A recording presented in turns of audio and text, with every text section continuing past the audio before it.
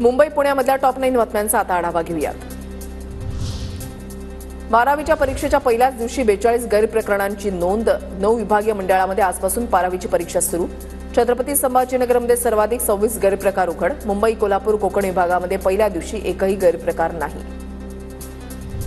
12वी बोर्डाच्या परीक्षेला सुरुवात। कॉपी बहाद्दरांवर बोर्डाची करडी नजर। सामूहिक कॉपी आढळल्यास केंद्राची मान्यता रद्द करा, मुख्यमंत्र्यांचे आदेश। शेअर बाजारामध्ये मोठी पडझड। सेन्सेक्स 1100 अंकांनी कोसळला। निफ्टीतही घसरण। गुंतवणूकदारांचे 10 लाख कोटी रुपये बुडाले। ट्रम्प यांच्या स्टील आयात शुल्क 25% वाढवण्याच्या निर्णयाचा परिणाम। गेल्या काही दिवसांपासून बाजारामध्ये घसरणीचं सत्र। सोन्याच्या दरामध्ये 2430 रुपयांची उसळी। सोन्यानं 88,100 रुपयांची नवी उच्चांकी पातळी गाठली। आर्थिक अनिश्चिततेमुळे दरामध्ये वाढ। मुंबईतील हवेचा गुणवत्ता निर्देशांक 154 वर। काही भागांमध्ये अतिवाईट तर वाईट हवेची नोंद। कुर्ला, कांदिवली, मालाड, कुलाबा, शिवडी, वरळीमध्ये वाईट हवेची नोंद।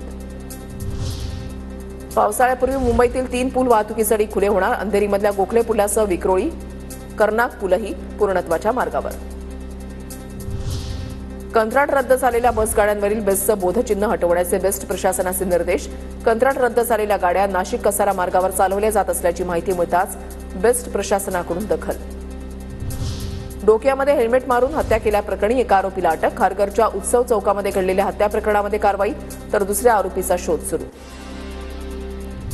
भारतीय महिला अंडर 19 क्रिकेट संघामधील महाराष्ट्रामधील खेळाडूंचा मुख्यमंत्री देवेंद्र फडणवीसांच्या हस्ते सत्कार। महाराष्ट्रामधील महिला क्रिकेट संघाच्या खेळाडूंचा सत्कार। सानिका चाळके, भाविका, ईश्वरी अवसरेचा मंत्रालयामध्ये सत्कार।